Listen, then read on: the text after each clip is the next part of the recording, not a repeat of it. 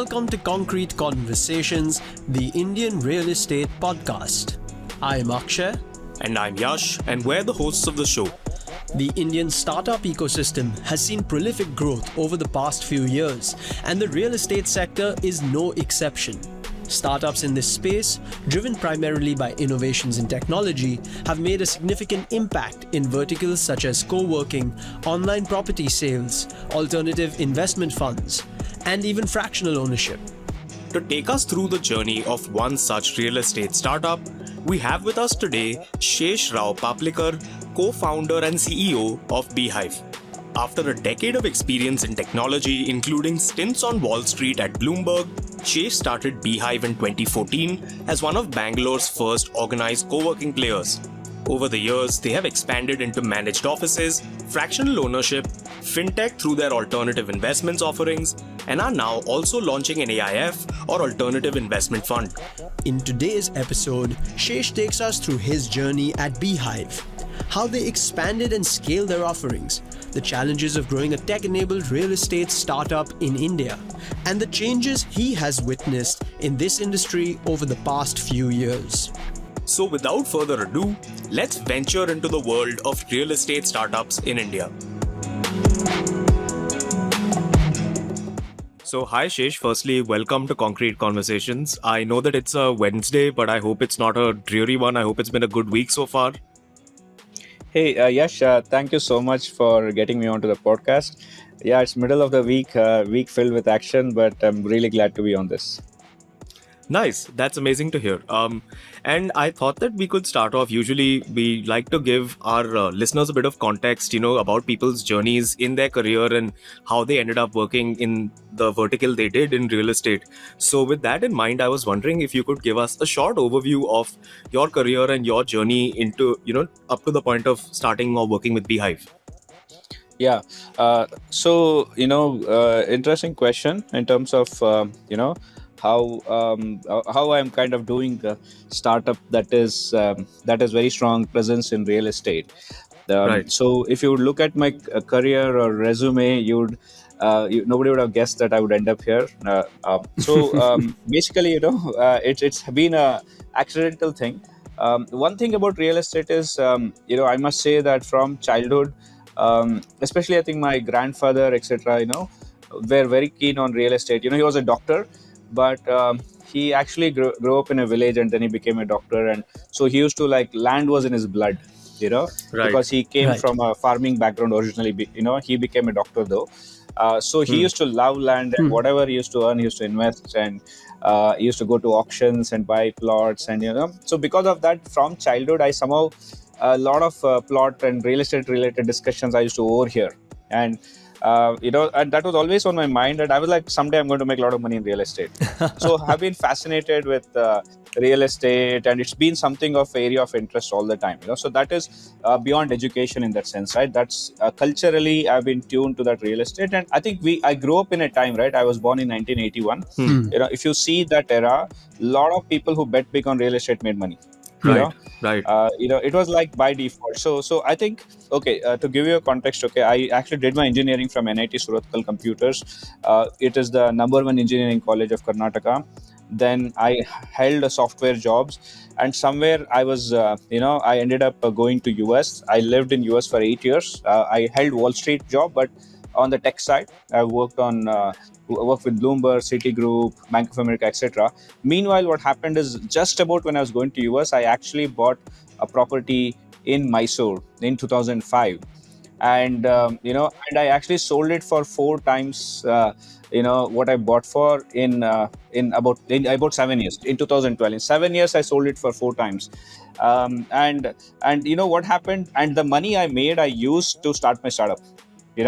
Right. That is something that happened. And so basically, I mean, all these are kind of parallel things I'm talking about. So one is going to US was an independent thing, but meanwhile, in a personal capacity, I earned money in real estate. So the fascination was only more.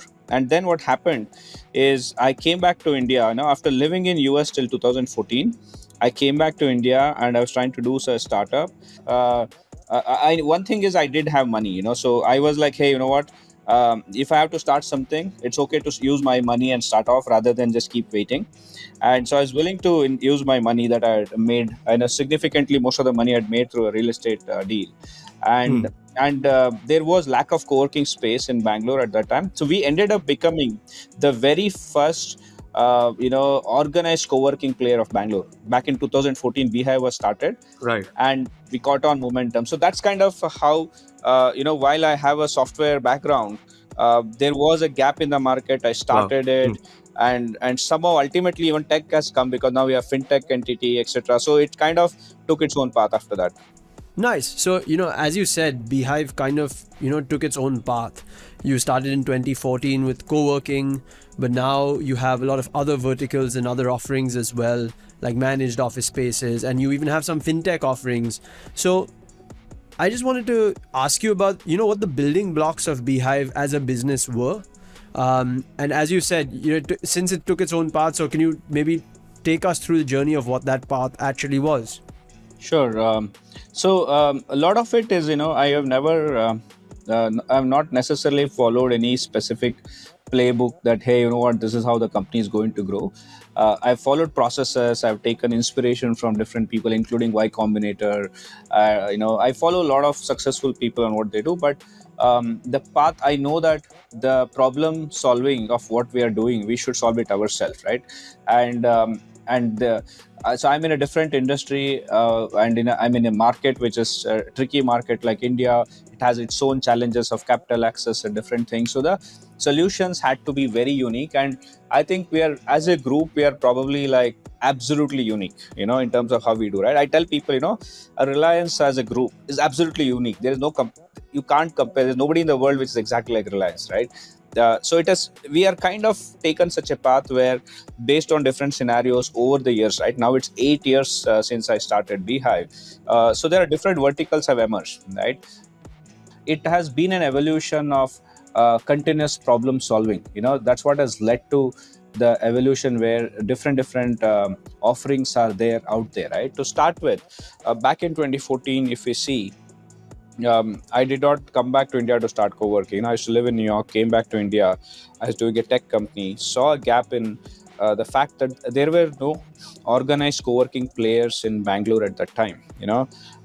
So most of the Right. names you hear today, for example, WeWork, 91 Springboard, they were there, but they were not in Bangalore. A lot of other Right. names Right. that you would hear, they are actually started after 2014. Right. So basically, the reason I started was like, hey, I knew the value of co-working because I had experienced it in New York, and I knew that as a startup, in New York, my last stint was CTO for a startup. So as part of that, I had experienced co-working, way of life, if I would put it that way. And for me as a customer, it was amazing. I met so many people there, and I was feeling like, hey, I'm part of some ecosystem, right? See, that's the whole thing, right? Everybody wants to feel as part of something big. So then I thought, let me start it off. Why don't I start my own co-working and have my tech company within that? That was the whole intention. That's how this whole thing started. I just never envisioned it to become so big. When I started the first one, definitely I didn't envision it to become so big. But Right. I think once I started one, I just, believe it or not, on November 1st, 2014, we launched Kormangla. In December, we launched Indranagar, and January we launched like HSR. I don't know. I think I'm a momentum guy, and in fact, if you think about it, November 1st I launched. I think only around September 1st I actually decided to start co-working. So I kind of built on a momentum and ended up starting 3 different locations. And I got so many things right at that time. Honestly, even today, these are the 3 most important markets for me, which I figured out. I'd just come back to India, and somehow I figured these 3 locations and started. And there was a momentum. Bloom Ventures invested, a lot of marquee investors invested. Wow. So we became bigger, right? Marquee investors like, Arihant Patni of Patni family, Raghunandan. He used to run Taxi for sure. Then, now he has Zol. Right. And Right. so even both the founders of Razorpay are my investors. Right. So I was able to raise capital. But I kind of somewhere, I'll tell you the challenges I faced is, as I grew, we raised a total of $2 million. But honestly, it is really nothing for the kind of business that I was doing, because most Right. of the money goes away in capex, etc. Right? This is a capex heavy business. Yeah, yeah. Right. And so basically, after that, what happened is, for various reasons, we could not raise capital. One of the reason is, I think, first was because we work entered India, all VCs were scared.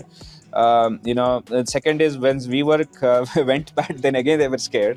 I'm like, Right. WeWork is doing Yeah. well, that's also a problem. WeWork is not doing well, that's also a problem. Right. And it became, so it became like a thing. I think VCs, etc. They work on fear and greed, right? I mean, Yeah, so yeah, yeah. basically, somewhere I think it didn't play well for me. So many things happened, and also I think somewhere I realized that, I also was not very experienced in capital raising. Trust me. I had an engineering background. I worked in Wall Street, but on the tech side. But I understood high level finance because that was my domain. I'd done CFA level 1, etc. But was never experienced in raising large amount of capital. Right? I think Right. that was the biggest gap I had, because in real estate, all the biggest companies, more than construction, they have to crack finance. Yeah, yeah. Right. Agreed. Right. Construction is probably commoditized in that sense, Yeah, right? yeah. You can figure it to an extent, but the ones who have become very big are all the ones who have been smart enough to figure out how to manage finance and how to raise capital, etc.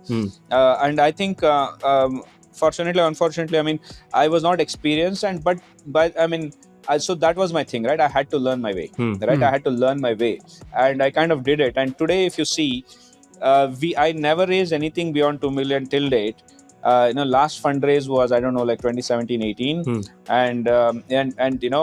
and we have not raised even a single rupee of equity from then, from 2018, and today we stand at 9 lakh square feet. Wow. So basically, when I figured out that, hey, VCs are not going to give me money because there are so many things happening. So some of my competitors had got funded right about the time WeWork came, etc. I'm like, hey, let me figure some other way. Why don't I go to New York, catch up with some private equity people, hedge fund people? Maybe I should get money from US, right? So I tried everything. I went to US, I met people. Somewhere I realized that I was too small for them. I met like my college senior. He was a key person in a $6 billion hedge fund. And he's like, Shesh, you know what? You come to me when you're ready to take at least $100 million. For him, it's like the minimum ticket size he can give is $100 million. Wow. I'm like, Wow. so that's the kind of size private equity or hedge fund in US operates. For them, otherwise it's not worth it. So I realized that, I'm too small. At that point in time, I was too small for a private equity firm or somebody to invest. So I did all my effort. I realized, hey, you know what? This is not going to work. That's when other things were born. That's when I figured, hey, you know what? I was still keen to grow. Opportunities were coming to me. I kind of tried various models of growth. I tried franchise model, but somewhere I felt that's not the way to grow. Even though a lot of people are still doing it, at least in my own belief, I felt that it was constraining me from choosing the right properties. There were properties that I really want. I know the best properties, but landlord is very clear, boss. Like, Shesh, there's too many people chasing me for this. All I want to do is rent it. I'm a landlord. I'm not getting into business. So I kind of again, it was problem solving. So that's when I kind of figured out a crowdfunding model. I realized I was able to put things together. One thing I realized is, hey, you know what? A lot of people kind of know me, trust me. I come from a very reasonable background, which many people can connect to. A lot of my peers, classmates, and so I think there is a big enough group of people. They trust me. So I was able to tap into them and raise capital, and I invested in my MG Road Center. MG Road was that was really the beginning of the fintech. In fact, it was not the fintech at that point in time. That point in time, it was about how do I launch new property. I know all my properties are doing well. I want to launch new property. Okay, VCs are not giving money. Private equity is not giving me money. I'm not able to. I tried bank loans. Bank loans are like, hey, Shesh, you do have real estate to pledge. I'm like, boss, I don't do real estate pledge. I can't raise crores. Through that mechanism, right? So basically, so then finally, all these three were ruled out. I'm like, then I, that's when I figured this model that, hey, you know what? A lot of my own friends, a lot of NRIs, etc., they have capital. They do not have opportunity. They are keeping money in FD, which is like below, honestly, it is below inflation. So basically, if you keep money in FD, in my view, you are basically losing money every day. It's technically like negative interest in my point of view, Right. because your purchasing power is going down of that money, right? So I kind of opened up the opportunities and people just jumped. I was surprised. That's when I realized that individual investors have money. There is no avenue out there, and somebody like me, they trust and they're willing to give. And my confidence became stronger because through pandemic, I never ever defaulted. I was always able to pay. And that's when I kind of knew that I have the ability to kind of do this. And then Sandeep Gupta joined in. We officially launched the fintech entity. We are now calling it BHIVE because we also have a fund now. We have a AF as well, by the way, AF category 2, 400 crore fund. So not to have confusion, we are calling it BHIVEalts.com. Or it's officially called BHIVE Alternative. So basically we started BHIVE Alts, and then what happened is it's become big, honestly. Like, we started sales last October. By this October, we are going to cross 100 crores assets under management. Wow. In the first 12 months of sales, and my aim is like the next 12 months I should be easily crossing 500-600 crores. I think that kind of market is there.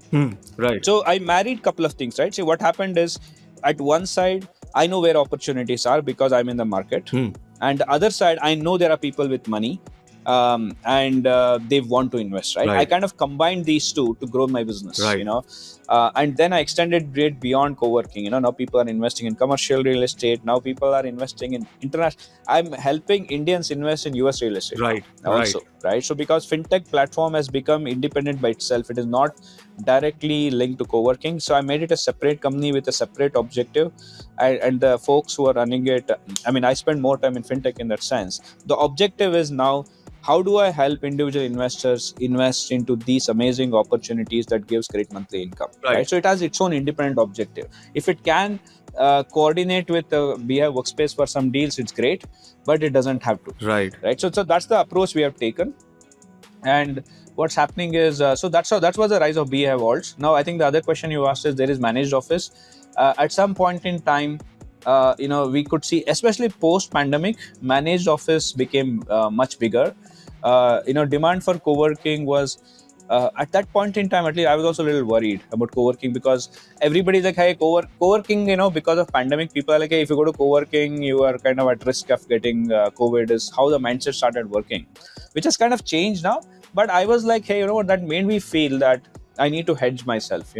If I'm able to run co-working, I may as well run managed office. And I think that we felt that it is important for us to have a managed office brand, and we launched Honeycomb. That was launched last year. Honeycomb, the URL is honeycomb.work. And it's been super successful. I think it is actually becoming bigger than BHIVE Workspace. Wow. It is becoming bigger. It's actually part of the same company. So what happens is, I offer both. Some customer comes and say, hey, I have co-working, I have managed office, whatever you want to take.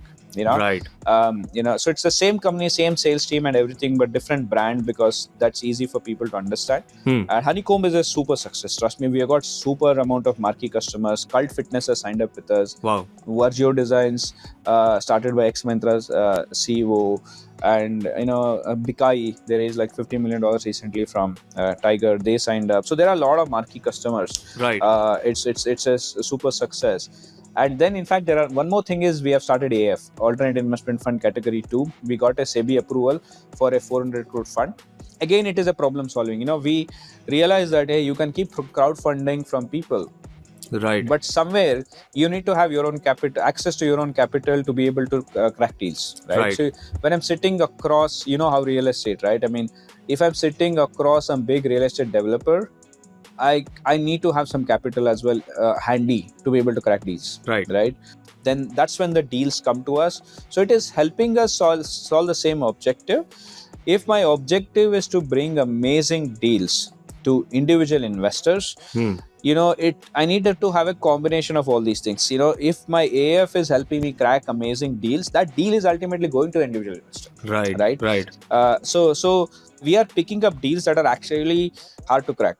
And that is why these kind of capital and interplay combination, and when there is co-working on the other side, interplay of many of these entities we have is helping us crack the right deals. And and each of my entities ultimately serves its customers Right. very, very well. Each entity understands that its own objective. So every company ultimately should serve its own customers Of course. very, very well, right? So that's how I think all of these has evolved over so many years because of challenges and problem solving. Right. And I'm glad that we are here today. No, and it's an amazing journey, definitely, especially like you said, in kind of a bootstrapped way to get to this scale with so many offerings. And building upon what you said, I just wanted to ask you, like, now that we've kind of, for the listeners, created this kind of set of verticals in which you operate, and like you said, the end goal is providing the best deal to the consumers. So what I wanted to ask you is, like you said, with any conglomerate, is there some sort of network effect you feel that the collection of these services has made the overall quality better, or any synergies that you feel have been explored here, apart from, of course, getting the best deal to the consumer, that may have benefited your business by being in all these verticals? So absolutely, I think the network effect is something that has helped us. I think if you see, right, so because all of these entities carry the BHIVE brand, the trust that the original company built extends to other companies as well. Right. And a lot of my BHIVE workspace customers, or current customers, or ex-customers, or people who have been to BHIVE for various things, to event or to meet somebody, etc. A lot of them end up coming and investing in the fintech entity because they're like, hey, I know BHIVE, right? And Right. so I think and a lot of marketing activities I do kind of ends up like, I don't know if I can call this marketing. For example, this podcast, Right. but in itself will while I'm doing one single podcast, it kind of benefits all my entities in a way, like when Right. somebody listens to it, Right. right? So that way there is a lot of synergy, network effect, and a lot of my connections, for example, right? See, a lot of landlord connects I built over the years because of BI Workspace. I'm able to use the same things for some other deals that I'm doing now. Like, for I don't have to build my fresh network now to do the fintech entity, right? Right. The same landlords, I can say, hey, the same guys refer buildings for purchase now. The same set of people refer somebody who's want to invest through us, right? Right. Somebody, they will say, hey, there's this HNI wants to put 5 crores. So I look at getting their money into AF. Somebody will refer somebody wants to put 10 lakhs. I'll get them into the fintech platform. So there is a lot of interplays there because of this. And larger, I think the bigger amount of network effect is yet to come. Absolutely. I believe that as we go, as the scale goes up, we are, especially from the fintech platform side, it is the early adopters who are coming in right now. Right. So because people are not familiar, individual investors are not very familiar in investing in commercial estate, point number one. But I think everybody knows commercial gives better return. That's what has been helping me. I think I don't have to convince anybody. Everybody knows it gives better returns. Right. It's just that they're not familiar, right? They're not familiar. And also because because of the challenges of commercial real estate, because the ticket size is so big, fractional ownership is the only real way people can really enter. Yeah. Right. Yeah. So the fractional real estate as a concept is new for many people. So the early adopters are willing to kind of get to the details and understand it. They're like, hey, I get this, let me invest. Right. But I think the mainstream is yet to come. So there is huge amount of network we have built. We have more than 20,000 people on the platform, and I'm expecting that in next 6 months we'll have more than 1 lakh people on the platform. Wow. So we have a very different educative mechanism. When so many are there in the platform, but obviously the number of investors are not as many, Right. because it's right. The number of actual investors may be at 300, Yeah, of course, given the ticket size. given the ticket size. But the point is, the rest also know about BHIVE, and how it works, right? When the fractional ownership itself as an industry will go to next league for sure. Right. That's when I will see huge network effect, huge referrals. By the way, already 25% of our sales happens to referrals. Oh, wow. In fintech. Which I think is phenomenally high compared to any of my competitors. Right. So that's an example of a network effect. Right. I think the main thing for us is to deliver good returns. And so I'm super careful about choosing right opportunities and a relatively low risk. There is nothing called zero risk, but Of course. we believe that individual investors, you should not expose them to too much risk. because even a single bad deal will scare them off, right? Right. And just building on that, so given Beehive's journey now as a startup and also as a real estate fintech company in the same vein, do you feel like y'all have reached a good equilibrium with all the verticals, or do you think that there's more scope to add something else, or add any, or is there any new particular vertical that you want to have added to the entire scope of services of Beehive? See, at this point in time, I'm not even thinking of more verticals because in terms of what we're doing itself, to be very honest, there are a lot of it needs a lot of my mind share. The whole reason I could really start a fintech platform is, in a way, I am not really part of day-to-day of Workspace at this stage, right? Workspace was run for so many years, and it became a mature industry. Right. And I was able to figure out while running BHIVE Workspace itself, I figured out that, hey, you know what, crowdfunding is a model. People want to invest, right? So then I kind of figured out that I need to build the right leadership. So I was lucky enough to be able to pull in some senior folks from the same industry, because the industry had become more mature and there were a lot of talent available compared to 2014. Now that there has been talent available, so I was able to go and get some good talent who understand this industry to take over and run this. There is no way otherwise I could have actually focused on the fintech, right? So now there is talent, now there is leadership, they can run co-working, and by the time I'd figured out how to run this also, right? So I was able to kind of put my attention onto fintech. So currently, technically speaking, Honeycomb and BHIVE Workspace, they are basically one single company, and I have folks who run that. Now coming to the fintech needs me at this stage. Of course, I have Sandeep Gupta, Monappa. We are 3 co-founders, but personally, I would say it needs me. There are a lot of things to be figured out, and the AF is actually part of the fintech. Right. While it's technically a separate entity for legal reasons, because of the SEBI requirements, ultimately it has an interplay to fintech. The whole intention of the AF is to ultimately get us more access to capital to crack really awesome deals. It's about deal making, right? We make deals and we give access to the deal to the individual investors. So right now I'm focused on this, and within this I think the next line is to we are honestly, if you would ask, my current focus is I am trying to we are in the process of launching international real estate, which is part of the fintech platform. So it's technically not another in that sense, right? So but it's a big deal, right? It's launching in a US real estate is a big thing, and there's huge demand, and I know my customers. I understand the to an extent what they're looking for, and I honestly, because I lived in US, I think I've been privileged to have done real estate deals in India, and having lived in US for 8 years, having seen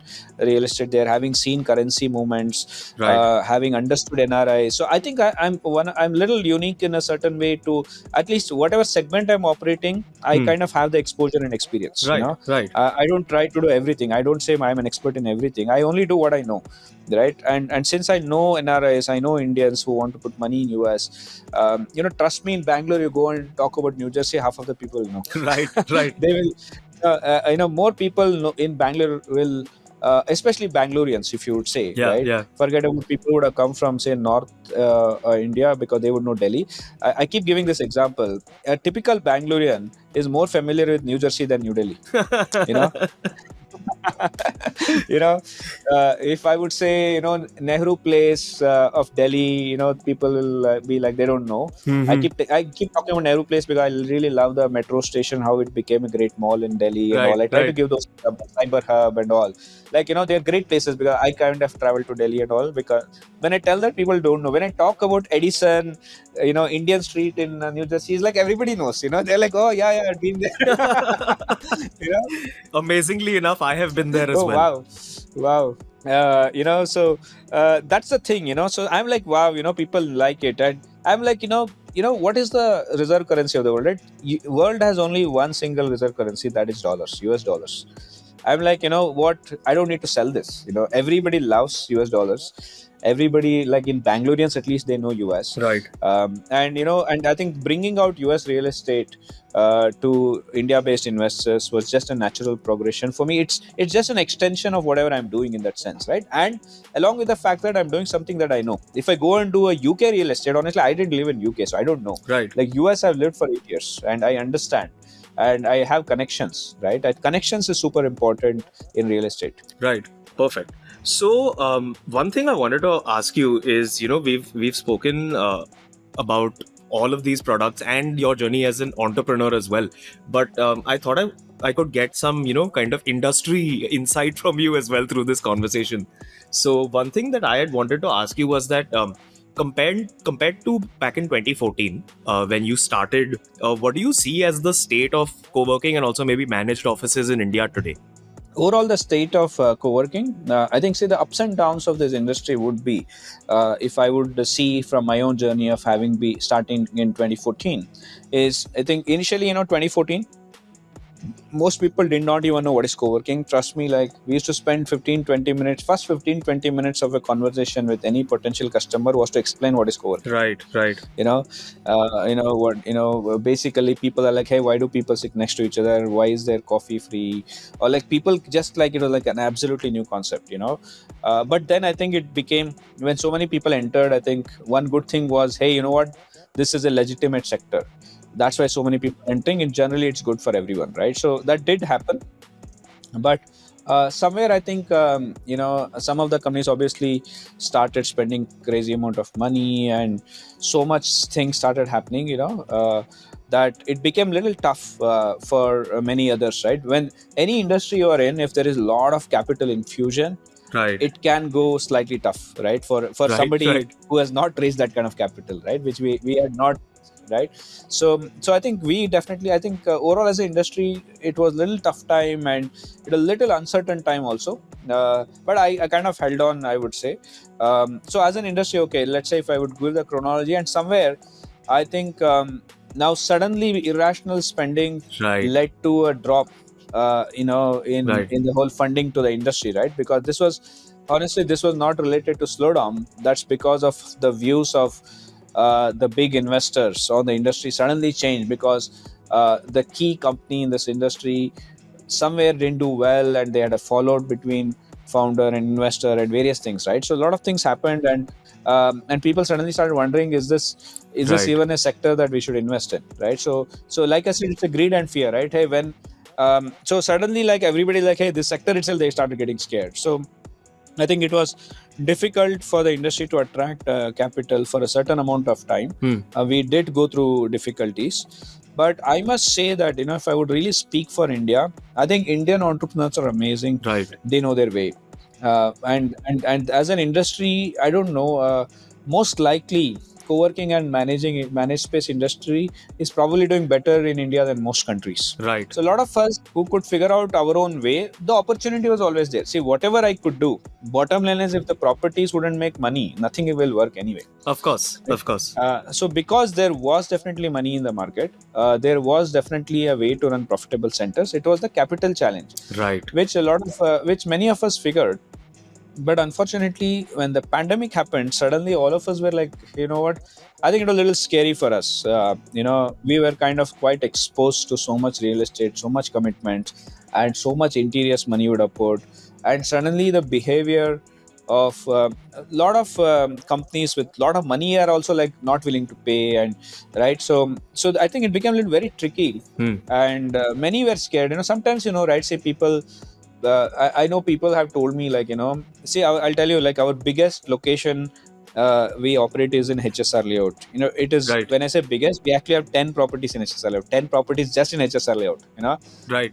When pandemic happened, as one big industry captain or some senior person of industry, he was telling me, Shesh, HSR will be ghost town for next 5 years.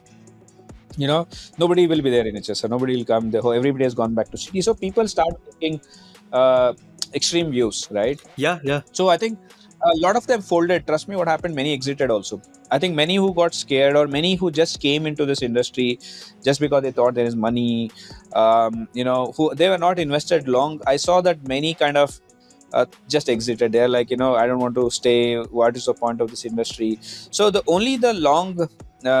who invested long into this, right? Those who were really more determined are the ones who stayed back. So what happened is things started getting way, way better, especially this year, 2022. Personally, I kind of was like, things will always get better. Right. You will always see a better day. And I think many who held on are actually seeing the better day. So it's 2022 has generally been great. I think right now things have been on upswing. And, if you look at our own numbers, pre-pandemic, we were at 2 lakh square feet, and right now we're at 9 lakh square feet. Wow.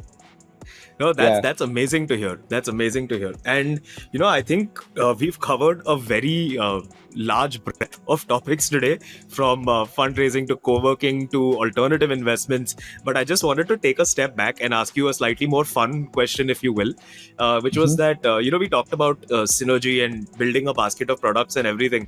And with that in mind, what was the inspiration behind the name BHIVE? Yeah, the fun question would be yes.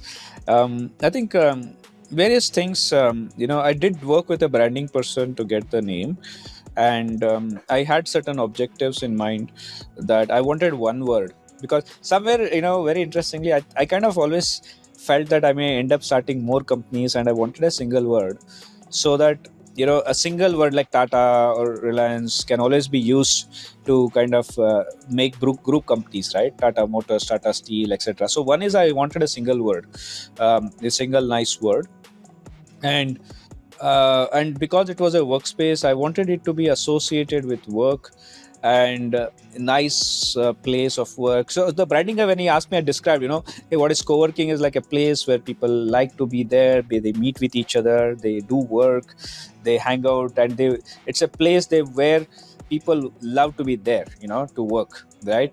So that's kind of how I described. And the very first word he came up with was beehive, and then Wow. He was giving 7-8 suggestions. I'm like, stop, the first word you gave is the word that I'm going to go with it.